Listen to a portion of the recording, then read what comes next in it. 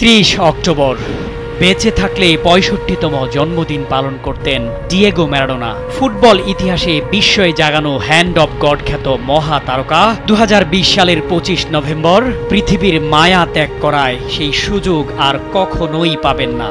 তার চির বিদায়ের শূন্যতা আজও হাহাকার ছড়ায় গোটা বিশ্বে। তবে ফুটবল অমরত্ব দিয়েছে আর্জেন্টিনার কিংবদন্তিকে। তাই বছরের এই বিশেষ দিনটিতে বিশ্বব্যাপী কোটি ভক্ত সমর্থকরা ম্যারাডোনাকে শ্রদ্ধা ভরে স্মরণ করে। নানা উপায়ে ফুটবল জাদুকরকে জন্মদিনের শুভেচ্ছা জানায়। তেমনি তার ৬৫তম জন্মদিনকে বিশেষভাবে স্মরণীয় করে রাখল খোদ আর্জেন্টিনার কেন্দ্রীয় ব্যাংক।